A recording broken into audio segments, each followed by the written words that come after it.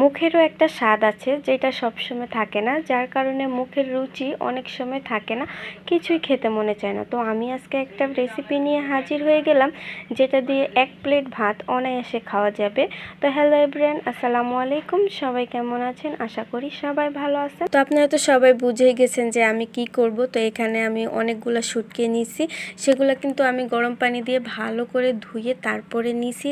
তারপরে আমি 1 বাটির মতো পেঁয়াজ দিছি, তারপরে 2 চামচ রসুন দিছি। এগুলা কিন্তু ভালো করে মাখিয়ে ভালো করে ভেজে নিতে হবে। পেঁয়াজটা একটু লাল লাল হয়ে যাওয়ার পরে এখানে আমি হলুদের গুঁড়া, লবণ, তারপরে মরিচের গুঁড়া একটু বেশি করে দিছি, আর 2টা তেজপাতা ছিঁড়ে দিছি। তেজপাতা দিলে কি হয়, একটা আলাদা রকমের অন্য রকমের ফ্লেভার আসে।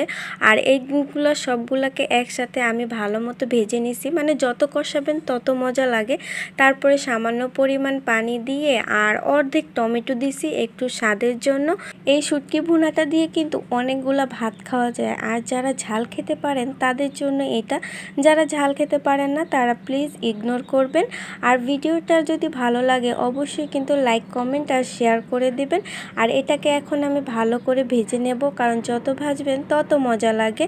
আর আমার কাছে মনে হয় এই রকম ভুনা দিয়ে বা ভর্তা দিয়ে অনেকগুলা ভাত খাওয়া যায়। তো আমার ভিডিওটা দেখার জন্য সবাইকে অনেক অনেক ধন্যবাদ।